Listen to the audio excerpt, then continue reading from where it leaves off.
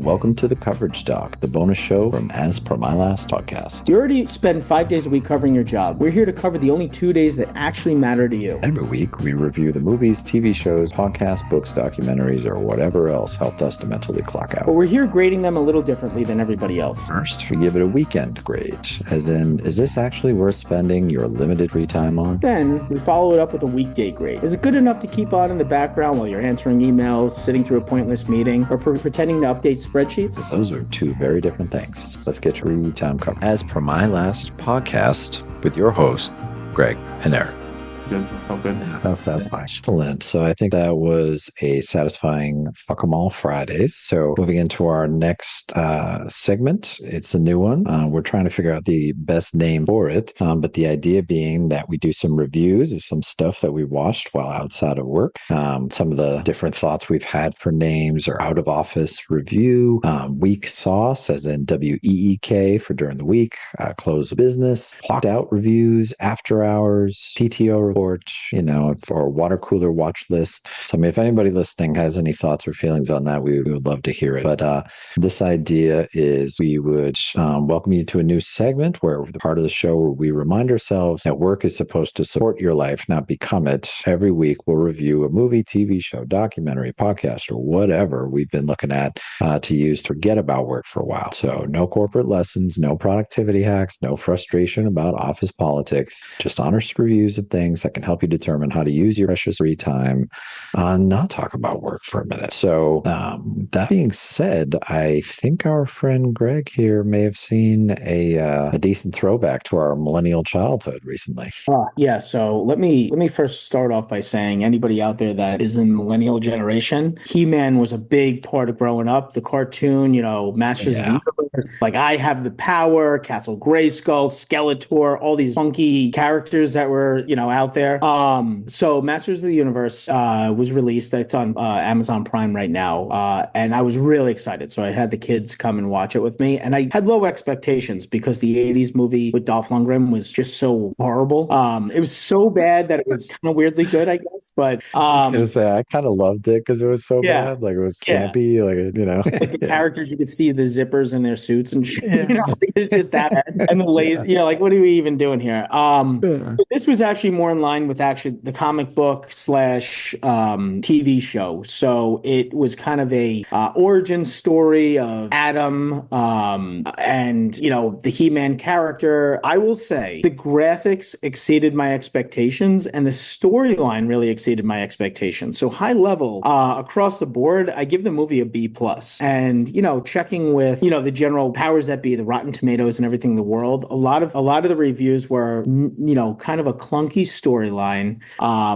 But the concern was that he spent too much time on Earth. So I'm not giving too much away. He's got to save himself, similar to the Superman origin story, comes to Earth. And for me, I thought the funniest part was that he winds up on Earth trying to find his way back, but he gets stuck working in a 9-to-5 job in an office environment in human resources. And I thought it was absolutely fucking hysterical the way they kind of portray like his boss and everything. I wrote this line down. It's like, my favorite part was understanding that Skeletor wasn't He-Man's greatest enemy. It was actually him working in corporate America. He was an HR guy in a cubicle. Unfortunately, we're all stuck in the office and Adam gets to transform into a hero. The biggest transformation I'm about to do is putting jeans on for the weekend. So I thought that was pretty good. But high level, graphics were awesome. There's a little nod to Dolph Lundgren in it. I've also identified that any movie that Idris Elba is in is always a... He's in this? Oh, that's great. Oh, great. And they do a good job of blending, I guess, as serious as it can be, the seriousness of it with the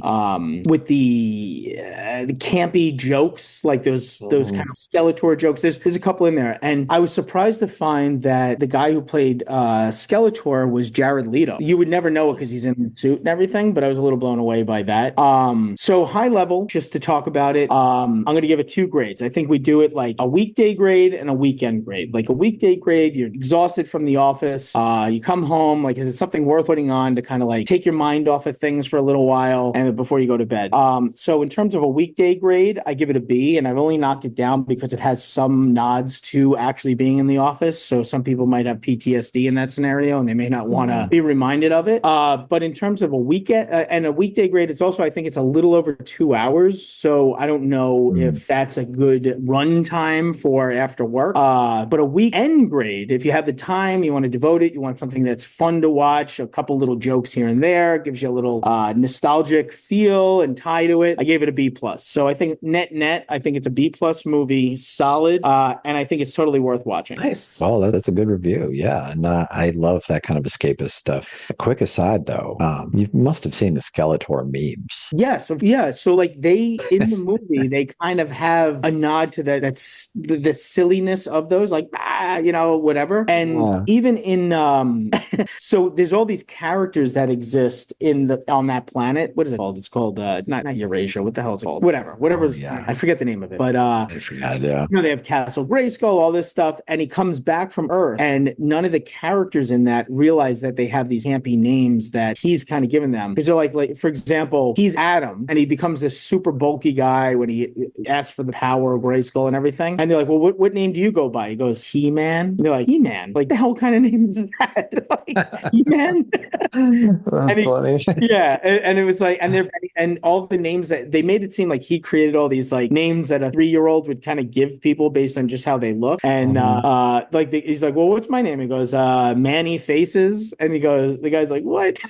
So, yeah, Man at Arms or whatever the hell his name is. And I thought it had, yeah, like in those memes with Skeletor, they threw in a couple jokes here and there. So it was pretty good. That's pretty good. Yeah, I look forward to that. I love that kind of escapist stuff, Cool. So that was a good movie. It's a good flick, high budget value, which is nice. I wanted to throw in a good show. There was one so I have two that I was going to run through. So one is a show, one is a documentary. So kind of round out we got a fictional movie, we got a show, and then we got a documentary. So the show was called I Will Find You. It's one of these shows that's made from a book by this guy, Harlan Coben. If you watch anything on Netflix, like, British like crime dramas and stuff, like every other thing that comes out these days is based off some book by this dude, Harlan Coben. So he does all these murder mysteries and these kinds of things. So I'm fairly certain this one was one of these. It has the guy from, if you ever watched that show way back in the day, Boston Public, where there was a principal, it was this black guy played by Chi McBride. Anyways, that actor is in it. You'd recognize him if you saw him. So it is set in a Boston FBI office, which being from Boston, I was very excited, but there's literally no indication of anything Boston-y about it. So that kind of saddened me.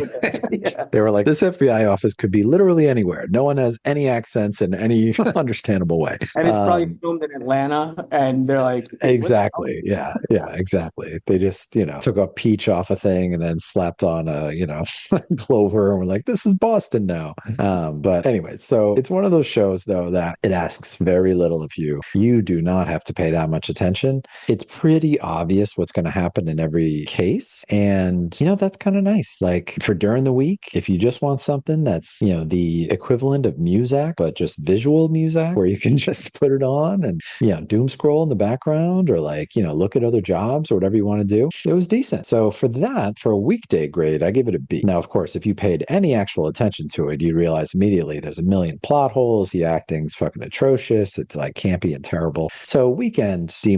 Terrible weekend. But during the week, for shit you just don't want to pay attention to, solid. So it was top 5 on Netflix for top 10 shows. So a lot of people are probably seeing it listed out there and wondering if they should watch it. That would be my recommendation. Looking for something after work, worth a shot. Looking for something, some escapism on the weekend, sounds like you should go check out He-Man. Yeah. Oh, Britt Lauer. I'm checking IMDb. Britt Lauer is in it, and she's in Severance. We were just talking about that before. So, yeah, yep, recognizable exactly. name though. Chi McBride, and then Sam Worthington is another one too. He's one of the main guys, dude. He, like, my dad used to like to say about certain actors, he has the gamut of emotions from A to B. Like, that's that guy. He just has like one emotion the entire show. But anyways, no, I mean, it was fine. Like, fun for a thing you don't really pay attention to. I will be watching. So that's during the week, worth doing. So last but certainly not least, Netflix has been on a tear of fucking wackadoo documentaries. So they had one a few weeks ago that was about crazy neighbors, and it was all shot on like police cam footage. It was really cool, like interesting, and like just crazy. Like, I love these crazy documentaries where they're about like the weirdest possible shit. And then they did another one that was about this woman who pretended to be pregnant, and then she ended up like killing somebody. It was all this fucking craziness. Well, then the last in this series of these crazy, or the most recent, I should say, these crazy documentaries is this one called Toxic Love Story. So this just came out recently. It's probably about an hour and a half, maybe. You know, I think the perfect length for any movie, by the way, just a fun fact about me, is 100 minutes. I think this is probably right around that mark. So I love that. Anything past that, you start to lose your attention in most cases.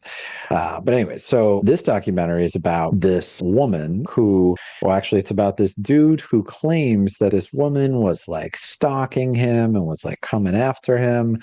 And then like they come to find out that they think it's his ex that was doing this. And there's all these twists and turns and fucking craziness that you're like, this cannot be a real thing. This is like a fucking telenovela, you know? This is like an episode of General Hospital, like kind of shit. But it's absolutely real. Real people were arrested. Real people are in fucking jail to this day. And it is not going where you think it's going to go.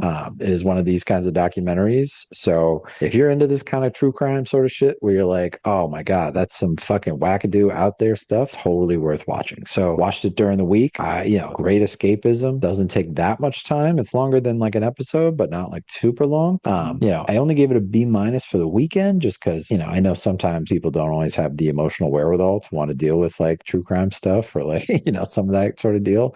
I gave it a B- for the weekend, but overall, very solid. Love this kind of content. And I hope I'm here for it, Netflix. Keep them coming. Netflix, shout out. Yeah. It's funny because Toxic Love Story, when I originally, when you wrote this down, like we were going to talk about it, I thought it was about my job. So. Yeah, exactly. I know. So true. So there you have it. So we got a decent movie that we watched. We gave you some advice on a show that we saw that's popular on Netflix and a decent documentary. So depending on what you're into, we got a few different things, some guidance on things that could help you. So if you like this segment, if you have any ideas on the title or feedback on how it went, please let us know. We'd love to hear from you. All right. Any last thoughts? No. I think this is something that's good. I think we harp on, what we do in the office so much and things that drive us crazy about the office and things we hate about the office. And I think it's good to kind of realize that we have life outside of the office. We don't have to be 24/7. So having these escapes, like you mentioned, are very important. So, we'll just keep highlighting all this stuff. So we'll have a little fun frustrations and vent those like with the main portion. And then we'll talk about some things that we actually enjoy on the side. So I think people hopefully like it and would love some feedback and, everybody's thoughts on these. All right. Thank you everyone for listening. Yeah, please give us a like, follow, or subscribe on Spotify, Apple, Substack, or wherever you get your podcasts. We'd love to hear from you, hear what you're reading, hear how you're dealing with the burnout and the office bullshit. Or if you're interested in being on the show, please give us a shout at aspermylastpodcast@gmail.com. And then take a look at our Substack and our new comic strip, The Supply Closet. We look forward to listening on a future episode. Thanks all. As per my last podcast with your host, Greg and Eric. Brain, let the words get out my mouth.